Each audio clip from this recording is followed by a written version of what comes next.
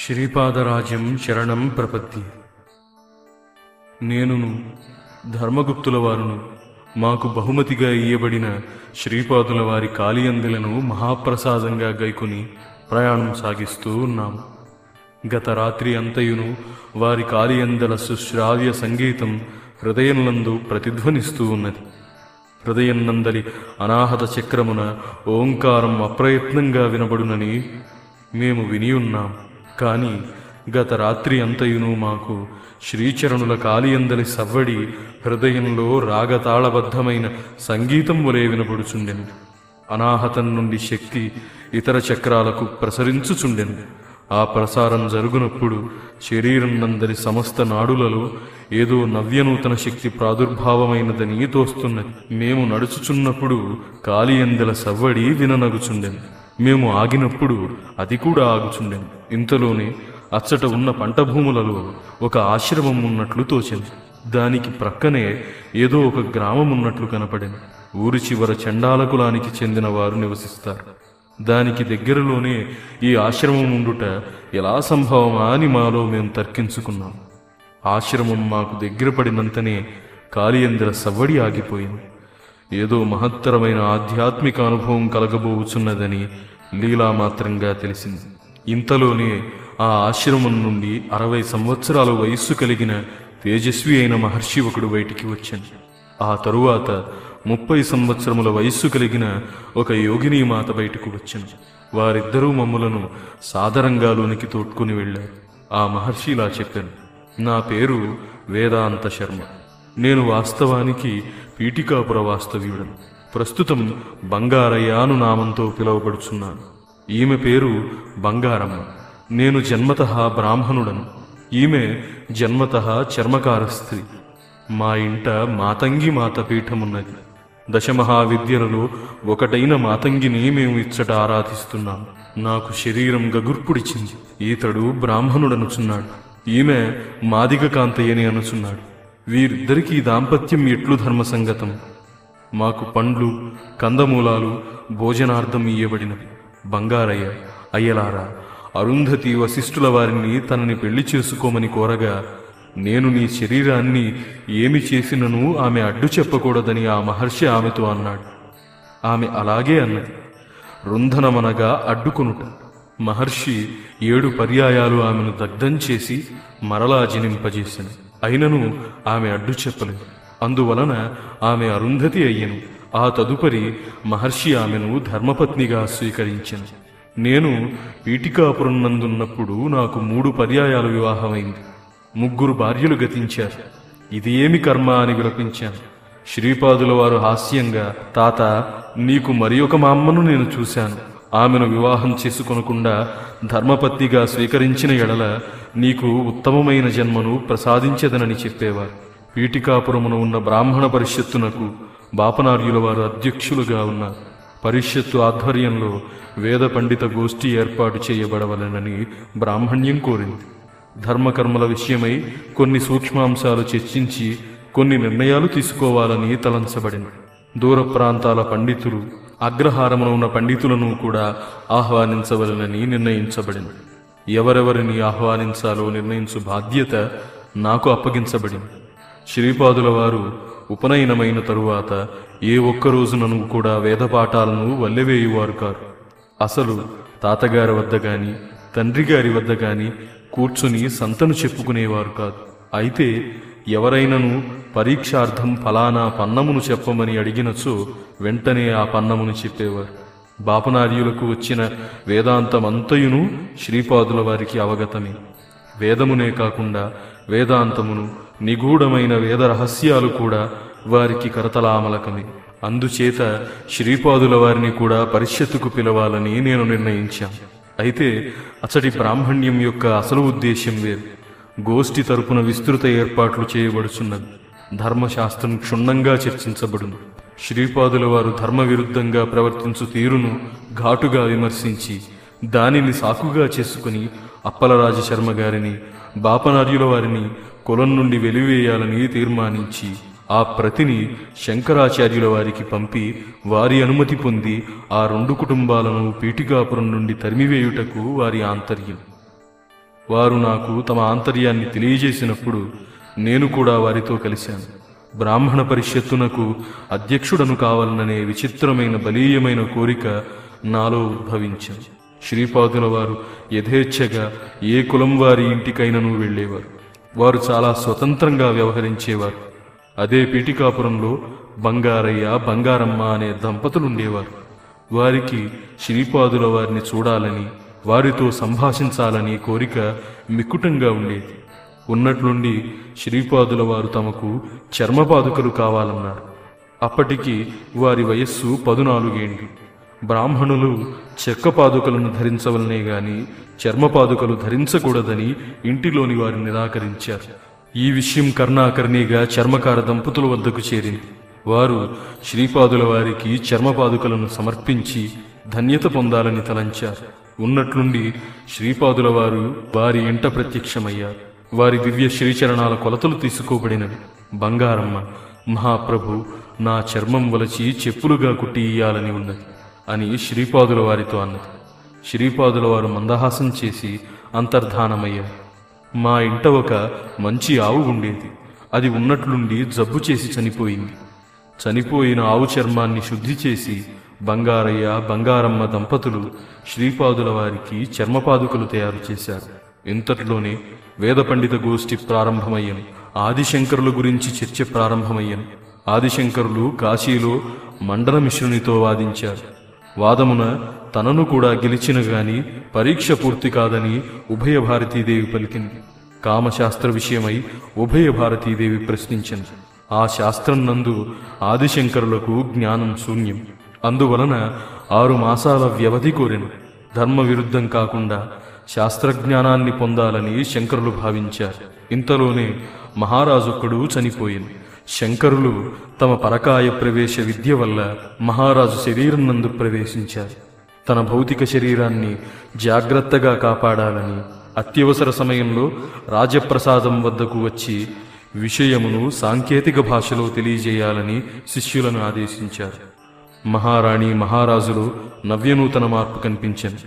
ఎవరో మహాపురుషుని ఆత్మ తన భర్త శరీరంలోనికి ప్రవేశించిననియు, తన భర్త యొక్క ప్రాణమయ జగత్తులోని చైతన్యాన్ని ఈ మరణించిన శరీరంలోనికి ఆకర్షించి తన భర్త దాంపత్య సుఖాన్ని అనుభవించుచుండగా సాక్షి మాత్రంగా ఆ దివ్యాత్మ తన భర్త శరీరంలోనికి అధ్యక్ష స్థానంలో ఉండి ఆయా అనుభూతులకు సంబంధించిన జ్ఞానాన్ని పొందుచుండెనని తాను తెలుసుకున్నది.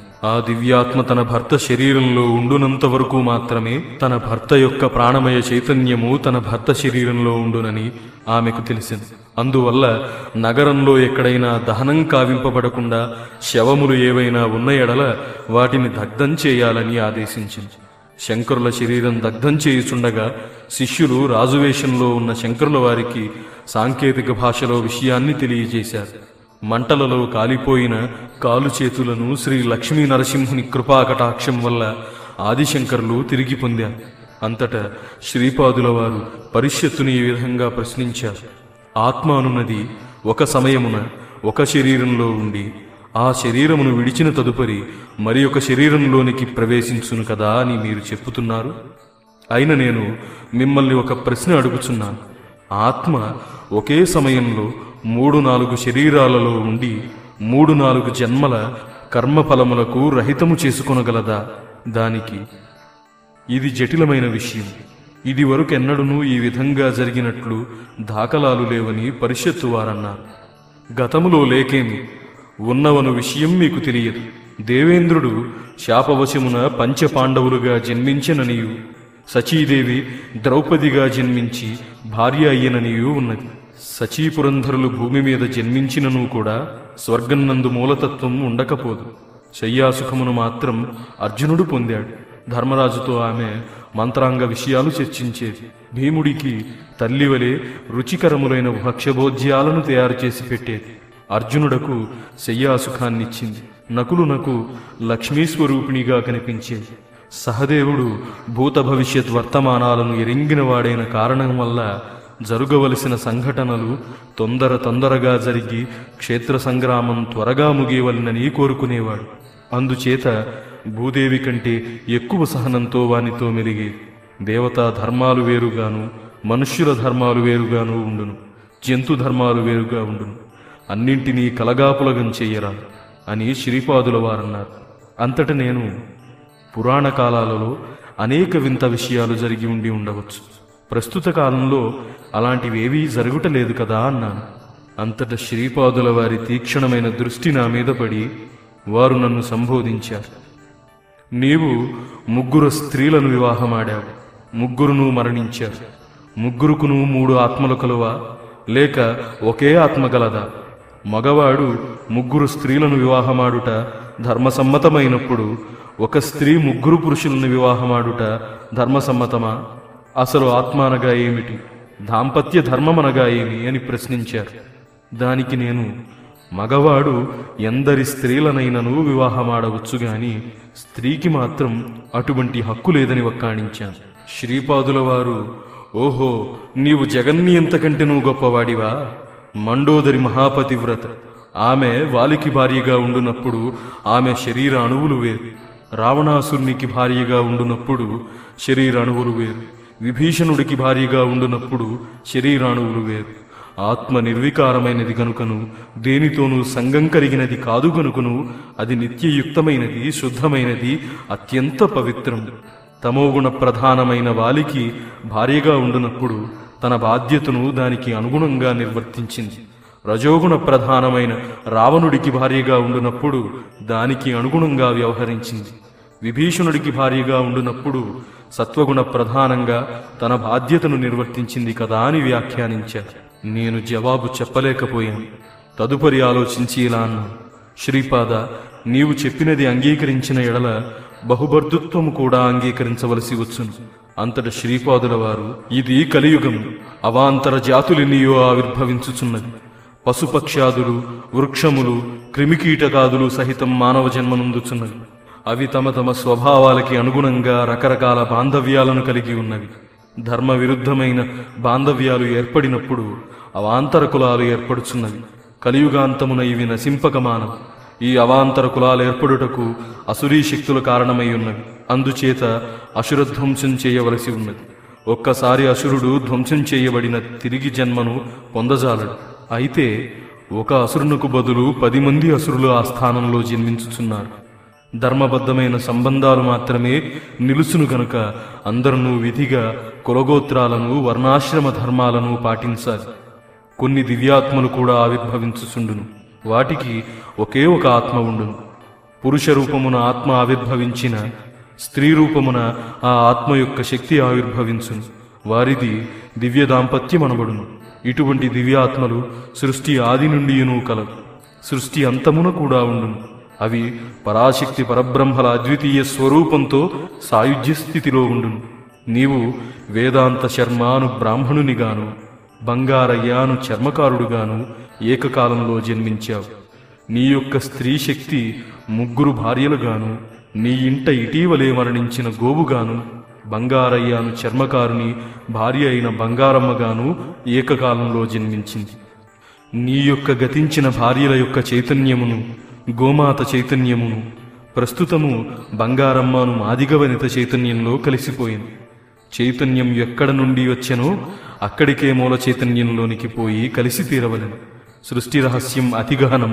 దీనిని ఎరుగుటకు 7 ఋషులకే శక్తి చాలదు. బంగారమ్మ శరీరం బంగారయ్యను శరీరానికి ధారాతత్వం చేయబడింది కనుక ధర్మ విరుద్ధం కాకుండగా నీవు ఆమెతో సంసారాన్ని నిర్వహింపు. నీవు ఎంతమాత్రం ఆమె నుండి శరీర సౌఖ్యాన్ని పొందరాదు. ధర్మస్థానమునున్న నేను ఈ నిర్ణయాన్ని చేశాను. ప్రకృతిలోనికి వచ్చినప్పుడు ప్రకృతి ధర్మాలను, మర్యాదలను విధిగా పాటించి తీరాలి. బంగారమ్మ తన చర్మాన్ని ఒలిచి నాకు చెప్పులుగా కుట్టించి ఇస్తానని అన్నది. నేను అలాగే అన్నాను. ఆమె బంగారమ్మగా ఉండగానే ఆమెకు తెలియని స్థితిలో గోమాతగా జన్మించింది. ఆమెకు తెలియకుండగానే నీకు 3 భార్యలుగా జన్మించింది. చైతన్యం 3-4 శరీరాలలో విభాజితమై ఉన్నప్పుడు ఆ ప్రత్యేక శరీరంలోని చైతన్యమునే తానని భావించును. అందరి ఏకత్వాన్ని గుర్తెరంగజాలదు. కలే పంచసహస్రాణి జాయతే వర్ణసంకరః అని చెప్పబడిన దాని అర్థం ఇదే. కులసాంకర్యం చెప్పబడలేదు, వర్ణసాంకర్యం చెప్పబడింది. కులసాంకర్యం చెందినప్పుడు నీచ జన్మలలోనికి పోవలసి ఉండును. వర్ణ సాంకర్యం జరిగినప్పుడు నూతనములైన శక్తులతో క్రొత్త జాతి ఉద్భవించుచున్నది. ఆ కొత్తదైన మానవ జాతి పరిణామ క్రమంలో దైవత్వాన్నందును ఈ భూమి మీద దైవీకరమైన జాతి ఉద్భవించవలసి ఉన్నది. ఈ బ్రాహ్మణ పరిషత్తు యొక్క అసలు ఆంతర్యం నాకు అవగతమే. మా తాతగారిని, మా నాన్నగారిని కుల బహిష్కృతులను చేయు దుస్సంకల్పం మీ అంతరాంతరములో దాగి ఉన్నది. అందుచేత నేను వేదాంత శర్మను నిన్ను కుల బహిష్కృతిని చేయుచున్నాను. ఈనాటి నుండి నీవు బంగారయ్య అను పేరుతో వ్యవహరించబడేదవుగాక అని ఆజ్ఞాపించారు. పరిషత్తు అంతయును నివ్వెరపోయింది. అందరూ చూస్తుండగానే ఒక జ్యోతిస్వరూపం నాలో వచ్చి కలిసిపోయింది. అంతట మరల శ్రీపాదుల వారు, మీ కళ్ళ ఎదుటనే బంగారయ్య ఆత్మజ్యోతి వేదాంత శర్మలో కలిసింది. ఇతడు బ్రాహ్మణుడో చండాలుడో మీరే నిర్ణయించండి. మమ్ము కులబహిష్కృతులను చేసి శంకరాచార్యుల మెప్పు పొందుటకు మీరు ప్రయత్నించారు. శంకరాచార్యుడు నన్నేమి చేయును? మీ కళ్ళ ఎదుటనే పుట్టి పెరిగి తాతగారి వద్ద గాని నాన్నగారి వద్ద గాని వేదాన్ని ఎంతమాత్రం చదువుకయే నేను వేదరుక్కులను వర్ణించగలుగుతున్నాను. ఒకే పర్యాయం అనేక స్థలాల యందు దర్శనమిస్తున్నాను.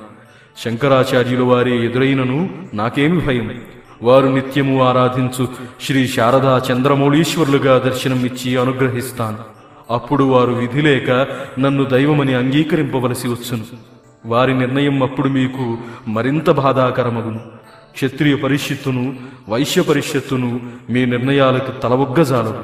పౌరోహిత్యాలు కర్మకాండలను సంభావనలను వారు నిలుపు చేసిన ఎడల మీరు పిల్లా పాపలతో నకనకలాడిపోవలసి వచ్చును. నాతో తగాదా పెట్టుకొని ఎడల సర్వనాశనాన్ని కొని తెచ్చుకుని వారగుచున్నారు. నేను చతురాశ్రమ ధర్మాలను నిర్వర్తించాలని చెప్పుచున్నాను. అష్టాదశ వర్ణాల వారును సుఖ సంతోషాలతో జీవించాలని చెప్పుచున్నాను. మీరు ధర్మకర్మలను సమర్థవంతంగా నిర్వహించి ధర్మ సంస్థాపనలో పాల్గొనండి. అలా కాని ఎడల కష్ట నష్టాలకి లోనవుతారు. నేను ప్రశాంతంగానే ఉంటాను, కానీ మీరే అస్తవ్యస్త పరిస్థితులు పాలయ్యేదరు. ప్రకృతి యందు పరిణామాలు జరుగుతున్నప్పుడు రెండు పద్ధతులున్నవి. ఒకటి సరిచేయు పద్ధతి, రెండవది సరిచేయబడు పద్ధతి. సరిచేయబడుటకు చాలా వ్యవధి ఇయ్యబడును. మీరు సరిచేయబడుటకు సమ్మతించని ఎడల వినాశనాన్ని ఆహ్వానించుటయే అగును. వినాశనాన్ని చేసి అయినను ధర్మాన్ని స్థాపించదను అని నిష్కర్షగా మాట్లాడారు. నేను విధిలేని పరిస్థితుల్లో బంగారమ్మను తీసుకుని గ్రామాంతరాలన్నీ ప్రయాణిస్తూ ఈ ప్రాంతానికి చేరుకున్నాను. ఈ ఆశ్రమం నందు మాతంగీదేవిని ప్రతిష్ఠించుకుని జీవిస్తూ ఉన్నాను. శ్రీపాదుల వారు ఈ మార్గమున కురుంగడ్డకు పోవచ్చు మా ఆశ్రమానికి వచ్చి మమ్మల్ని ఆశీర్వదించారు. శరీర పాతానంతరం నీవు తిరిగి రుణానుబంధరీత్యా బ్రాహ్మణ జన్మనెత్తెదవు. బంగారమ్మ రుణానుబంధరీత్యా శూద్ర జన్మనెత్తును. అప్పుడు మీ ఇద్దరును భార్యాభర్తలయ్యదు. మీకు సంతానం కలుగును. మీ సంతానం వారులు కురుంగడ్డయందరి నన్ను అర్చించు భాగ్యాన్ని పొందెదరు. మీకు సుఖమగుగా కాని దీవించారు. అయ్యా, ఇది మా వృత్తాంతం అని శ్రీపాదుల వారితో వారికి గల అనుబంధ విషయాలని మాకు వివరించి, మీరు ఈ ప్రాంతం నుండి పయనించుచుందరనియు, మీ వద్ద తమ కాలియందెలు కలవనియు, వానిని తీసుకుని చర్మపాదుకలను శంకర భట్టునకు ధర్మగుప్తునకు ఇయ్యవలసిందనియు వారు మమ్మల్ని ఆదేశించారు. మేము ఆరాధించేది మతంగముని కన్యకే అయిన మాతంగీదేవి. ఈ మహాతల్లిని ఆరాధించిన ఎడల దాంపత్య సౌఖ్యం విశేషంగా ఉండును. ఈమెను రాజమాతంగి, కర్ణమాతంగి అను రకరకాల పేర్లతో పిలిచెదరు. ఒక పర్యాయం శ్రీపాదుల వారు మా ఆశ్రమంలో భౌతికంగా దర్శనమిచ్చారు. ఆ సమయమున బంగారమ్మ పాలను వెచ్చబెట్టుచుండెను. ఆ చర్మపాదుకలకు మూలాధారమైన గోమాత తన శిరస్సును ఆడించుచు మా ముందు నుండే వెళ్లిపోయినట్లు దర్శనమయ్యను. శ్రీపాదుల వారు మా నుండి పాలను స్వీకరించారు. మేము ఆరాధించు మాతంగీదేవి విగ్రహం తమ పేరిట ఏర్పడు మహాసంస్థానం నందు ఔదుంబర వృక్షం కింద అనేక గజముల లోతునకు చేరునని, అచ్చట చాలా మంది సిద్ధ పురుషులచే సేవించబడునని సెలవిచ్చారు. బంగారమ్మను పిలిచి ఇలా అన్నారు: అమ్మా, నీ భర్త బహుయోగ్యుడు. రాబోవు జన్మలో ఇతనితో సర్వసుఖాలు పొందుము. నీకు బంగారు బొట్టును సిద్ధపరిచి ఉన్నాను. నీకు అత్యంత శుభప్రదమైన మంగళసూత్రాన్ని తయారు చేయించాను. అవి హిరణ్యలోకం నందు భద్రపరచబడి ఉన్నవి. ఉత్తర జన్మమున స్వయంగా నేనే మీకు అనుగ్రహించి నా చేతుల మీదుగా మీ వివాహం చేస్తాను. అయ్యలారా, మీరు మా గాథను విన్నారు కదా. సదా సిద్ధమంగళ స్తోత్రాన్ని కీర్తన చేయండి. మహాపురుషుల అనుగ్రహం తప్పక కలుగుచుండును. సిద్ధులు, మహాసిద్ధులు, మహాయోగులు అందరూ శ్రీపాదుల వారికి కరచరణాద్వయాలు వంటివారు. వారి ద్వారా శ్రీపాదుల వారు తమ సంకల్పాన్ని నెరవేర్చెదరు. ఒక పర్యాయం వారు రాజమాతంగీదేవి రూపంలో దర్శనమిచ్చి అనుగ్రహించారు. సమస్త సృష్టియును దాని రహస్యమంతయును వారి కరస్థమై ఉన్నది. మీరు సదా వారిని స్మరించండి, ధ్యానించండి, అర్చన చేయండి. సర్వసిద్ధులను వారే. వారు కన్న తల్లివలే మిమ్మల్ని కాపాడతారు. తమ భక్తులయందు శ్రీపాదుల వారి ప్రేమ కోటి తల్లుల ప్రేమ కంటే మెండు. శ్రీపాద శ్రీవల్లభులకు జయము జయము.